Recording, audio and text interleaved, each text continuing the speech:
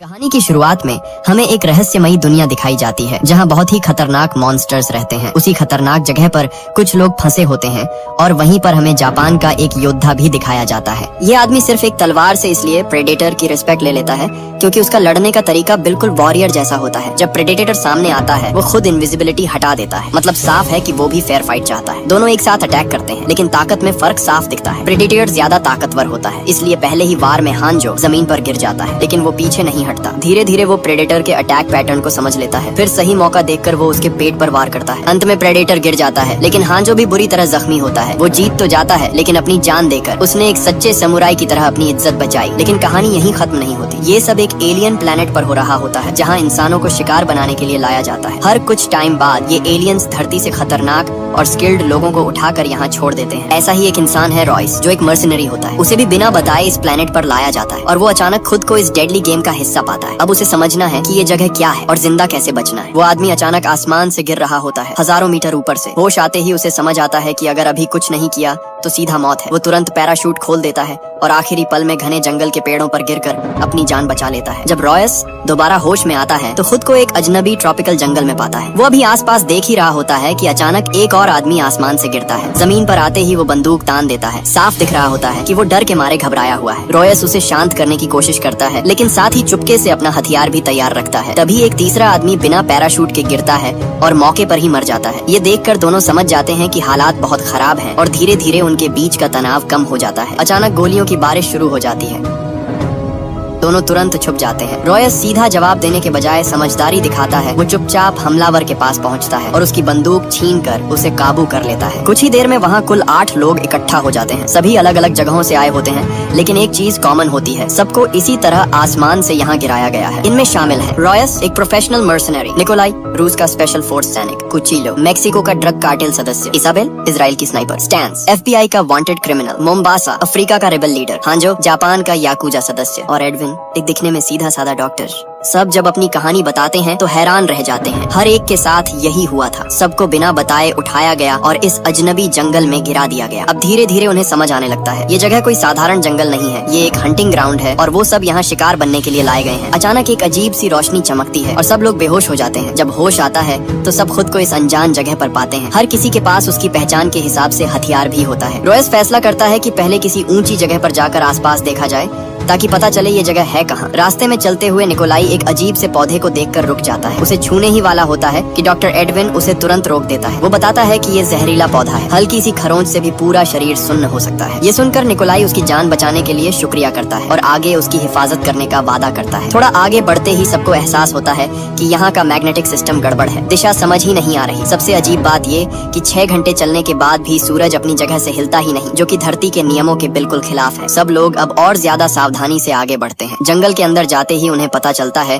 कि यहाँ सिर्फ इंसान ही नहीं है बल्कि कई तरह के ट्रैप और पिंजरे भी लगे हुए हैं। और हैरानी की बात ये कि वो पिंजरे बाहर से नहीं अंदर से बंद हैं। आगे बढ़ते हुए अचानक एक ट्रैप एक्टिव हो जाता है। इसाबेल लगभग नुकीले कांटों से भरे गड्ढे में गिरने वाली होती है लेकिन रॉयस तुरंत उसे पकड़कर बचा लेता है। इसके बाद सब लोग आसपास ध्यान से चेक करते हैं। तलाशी के दौरान उन्हें एक पुरानी लाश मिलती है जो काफी बुरी हालत में होती है। लगता है उसे मरे हुए कम से कम 1 हफ्ता हो चुका है। सबसे डरावनी बात ये होती है कि उसे बहुत बेरहमी से टुकड़ों में काटा गया था। रॉयस समझता है कि ये ट्रैप इंसानों के लिए नहीं बने बल्कि किसी और उससे भी बड़े और खतरनाक शिकार के लिए बनाए गए हैं। तभी किसी को पेड़ों के ऊपर एक साया दिखता है लेकिन पल भर में गायब हो जाता है। वो सोचते हैं शायद वहम होगा और आगे बढ़ते रहते हैं। जब सब पहाड़ की चोटी पर पहुंचते हैं तो जो नजारा देखते हैं वो उन्हें हिला देता है। आसमान में कई अनजान ग्रह साफ दिखाई दे रहे होते हैं। तभी सबको समझ आता है ये धरती नहीं है, मतलब साफ है। उन्हें किसी दूसरे ग्रह पर लाया गया है जहाँ से वापस जाना लगभग नामुमकिन है। इतने में जंगल के अंदर से अचानक जोर की आवाज आती है। सब तुरंत अपनी बंदूकें उस दिशा में तान देते हैं लेकिन घने पेड़ों की वजह से कुछ साफ दिखाई नहीं देता। अब असली खतरा सामने आने वाला होता है। जंगल के अंदर अचानक एक साया तेजी से इधर उधर भागता दिखाई देता है। साथ में डरावनी दहाड़ भी सुनाई देती है। कुछ ही सेकंड में साफ हो जाता है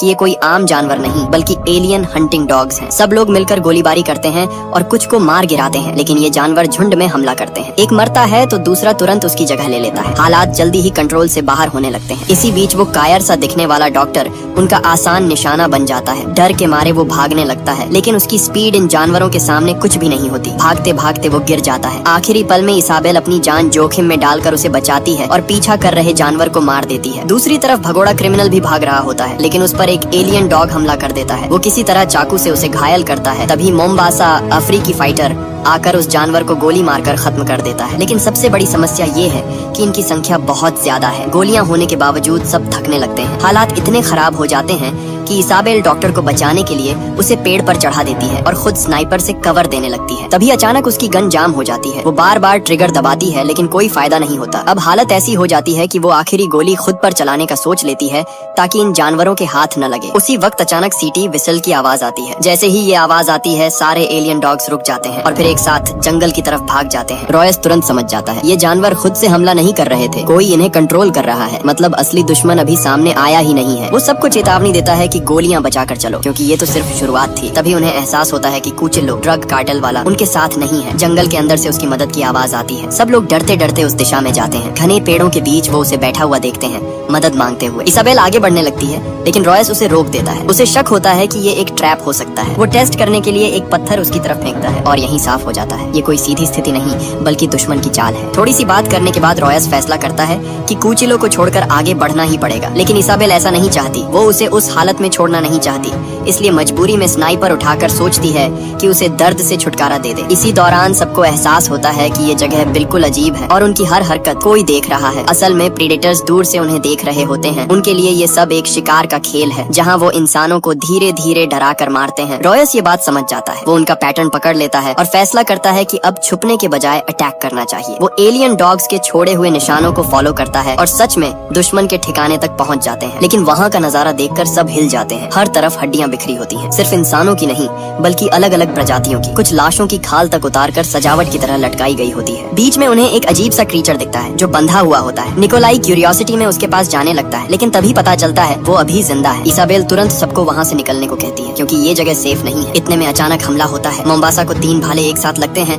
और वो वहीं गिर जाता है। छुपा हुआ रॉयस तुरंत बाहर आता है और चारों तरफ फायरिंग शुरू कर देता है। धुएं के बीच प्रेडेटर का साया दिखने लगता है। अब सबको समझ आ जाता है कि असली दुश्मन सामने आ चुका है। सब लोग गोली चलाते हुए पीछे हटने लगते हैं। रॉयस और निकोलाई पीछे रुककर बाकी लोगों को बचाने की कोशिश करते हैं, लेकिन प्रेडेटर के पास एडवांस्ड वेपन्स होते हैं जैसे प्लाज्मा कैनन, जिनके सामने उनकी बंदूकें कमजोर पड़ जाती हैं। निकोलाई अपनी पूरी ताकत से मुकाबला करता है, लेकिन साफ है कि सीधी लड़ाई में जीतना मुश्किल है। आखिर में सबको पीछे हटकर भागना पड़ता है क्योंकि ये लड़ाई अभी खत्म नहीं हुई बल्कि असली खतरा अब शुरू हुआ है। काफी देर तक भागते भागते सब लोग आखिरकार एक झील में कूद जाते हैं और किसी तरह उन खतरनाक शिकारियों से बच निकलते हैं। लेकिन उन्हें पता नहीं होता कि उनकी हर हरकत पहले से ही प्रेडेटर के कंट्रोल में है। थोड़ी ही देर में वो शिकारी अपनी असली शक्ल में सामने आते हैं। 3 खतरनाक प्रेडेटर जो इस पूरे खेल को चला रहे होते हैं। अजीब बात ये थी कि वो तुरंत हमला नहीं करते बल्कि जानबूझकर उन्हें छोड़ देते हैं ताकि शिकार का मजा लंबा चल सके। रॉयस और उसकी टीम चुप बैठने वालों में से नहीं थी। जैसे ही उन्हें दुश्मन के तरीके समझ आते हैं वो खुद हमला करने का प्लान बनाते हैं। जंगल में जाल बिछाया जाता है और डॉक्टर को बेट बनाकर दौड़ाया जाता है ताकि प्रेडेटर बाहर आए। लेकिन प्लान उल्टा पड़ जाता है और उनकी जगह एक अजीब सा दूसरा जीव आ जाता है। सही टाइम पर इजाबेल उसे गोली मार देती है और सब मिलकर उसे खत्म कर देते हैं। बाद में पता चलता है कि वो भी शायद उन्हीं की तरह इस ग्रह पर लाया गया एक और शिकार था। लेकिन जब इजाबेल गोली चेक करती है तो उसे समझ आता है कि असली वार किसी और ने किया था, यानी आसपास कोई और भी है। थोड़ी देर बाद एक आदमी सामने आता है जिसे इस जगह की पूरी जानकारी होती है। वो सबको एक छुपे हुए ठिकाने, एक पुराने स्पेसशिप तक ले जाता है। वहाँ वो अपना नाम नोलन बताता है और कहता है कि वो भी सालों पहले यहाँ लाया गया था। उसने कई बार इन प्रेडेटर्स से लड़ाई की है और उनके हथियार भी हासिल किए हैं, लेकिन फिर भी वो इस ग्रह से निकल नहीं पाया। उसकी बातों से सबको उम्मीद मिलती है और वो थोड़ी देर आराम करने का सोचते हैं, लेकिन असली धोखा यहीं छुपा होता है। अचानक कमरे में धुआं भरने लगता है।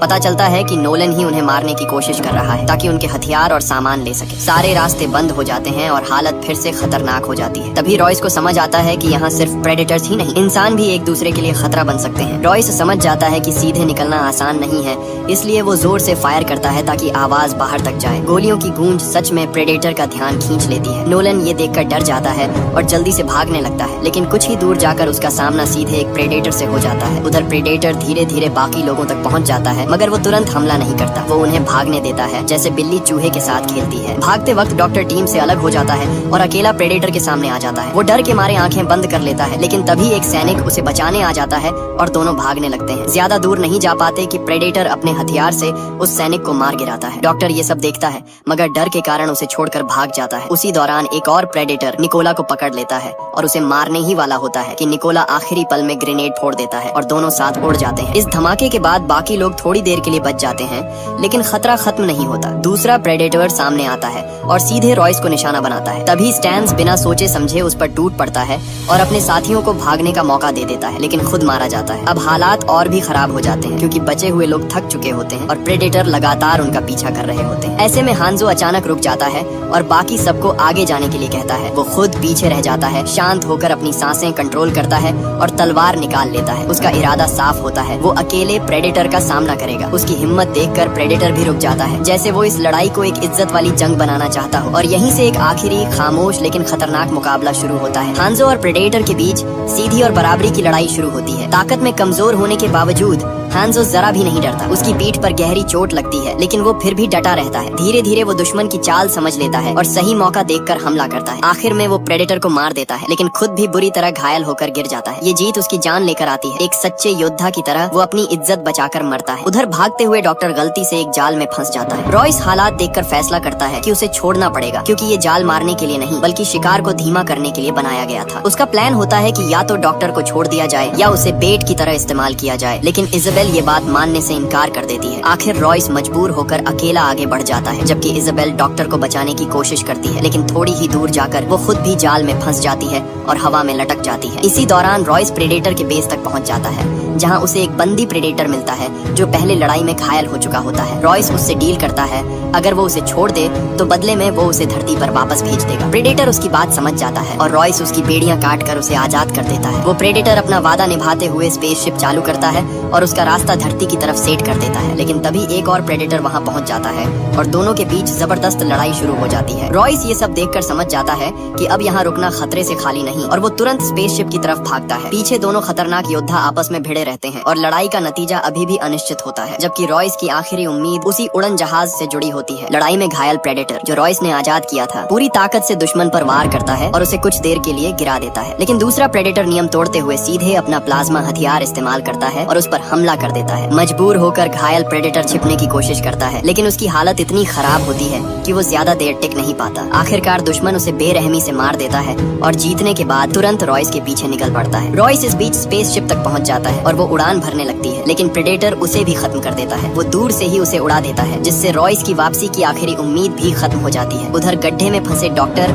और इजाबेल के बीच हालात बदल जाते हैं। डॉक्टर अचानक इजाबेल पर हमला कर देता है और जहरीली छुरी से उसे घायल कर देता है। तब सच सामने आता है, वो कोई मासूम इंसान नहीं बल्कि एक खतरनाक किलर होता है जिसे इसी वजह से यहाँ लाया गया था। डॉक्टर का असली इरादा होता है इजाबेल को मारकर प्रेडेटर को खुश करना, ताकि वो खुद बच सके और इस ग्रह पर जिंदा रह सके। लेकिन जैसे ही वो उसे खत्म करने वाला होता है, रॉयस वापस आ जाता है। वो समझ चुका होता है कि डॉक्टर ही सबसे खतरनाक है। वो चालाकी से डॉक्टर को भरोसे में लेकर सही मौका देखता है और फिर अचानक उस पर हमला करके उसे काबू कर लेता है। रॉयस डॉक्टर को बेट की तरह इस्तेमाल करता है और प्रेडेटर का इंतजार करता है। थोड़ी देर बाद प्रेडेटर वापस आता है और अपनी तकनीक से डॉक्टर को ढूंढ लेता है। बिना समय गंवाए वो उसे मार देता है, लेकिन उसी पल रॉयस का जाल एक्टिव होता है। जोरदार धमाका होता है जो प्रेडेटर को गिरा देता है। फिर भी वो जिंदा रहता है और गुस्से में उठ खड़ा होता है। अब आखिरी मुकाबला शुरू होने वाला होता है। रॉयस समझ जाता है कि सीधा लड़ना उसके बस की बात नहीं, इसलिए वो अपने पूरे शरीर पर मिट्टी लगा लेता है ताकि प्रेडेटर की हीट विजन उसे पहचान ना सके। फिर वो आग लगाकर माहौल को और कंफ्यूज करता है ताकि दुश्मन की सेंसिंग कमजोर हो जाए। कुछ पल के लिए लगता है कि ये चाल काम कर जाएगी, लेकिन प्रेडेटर का आर्मर इतना मजबूत होता है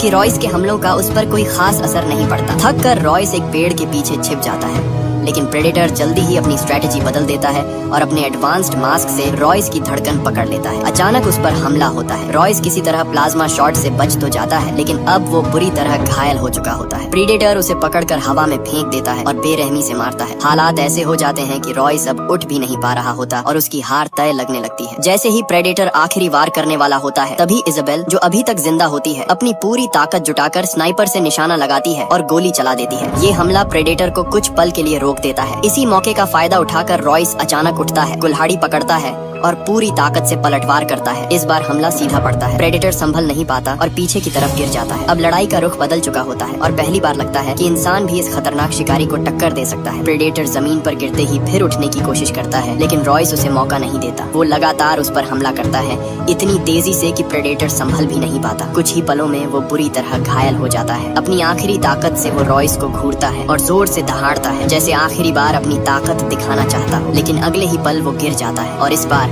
हमेशा के लिए। लंबी और खतरनाक लड़ाई के बाद आखिरकार रॉयस और इजाबेल को सुकून का पल मिलता है। चारों तरफ खामोशी छा जाती है, जैसे तूफान गुजर चुका हो। लेकिन ये सुकून ज्यादा देर टिकता नहीं। अगली सुबह जब वो आसमान की तरफ देखते हैं तो उनकी उम्मीदें फिर हिल जाती हैं। आसमान में फिर से पैराशूट्स दिखाई देते हैं। इसका मतलब साफ होता है, ये खेल अभी खत्म नहीं हुआ। नए लोग फिर से इस शिकार के मैदान में उतारे जा रहे हैं। रॉयस और इजाबेल समझ जाते हैं कि ये एक कभी न खत्म होने वाला चक्र है। लेकिन इस बार फर्क ये है, अब वो पहले जैसे नहीं रहे। अब उन्हें दुश्मन के तरीके समझ आ चुके हैं। अब वो सिर्फ शिकार नहीं बल्कि मुकाबला करने वाले बन चुके हैं। लड़ाई अभी बाकी है, लेकिन अब उनमें उसे जीतने का हौसला भी है। इसी के साथ ये कहानी यहीं पर खत्म होती है। तो दोस्तों, कमेंट सेक्शन में जरूर बताना कि आपको ये एक्सप्लेनेशन कैसा लगा, और अगर आपको इसके और पार्ट्स चाहिए तो कमेंट करके जरूर बताएं। नेक्स्ट पार्ट लाने की कोशिश करेंगे। जल्दी मिलते हैं, अपना ख्याल रखना, बाय।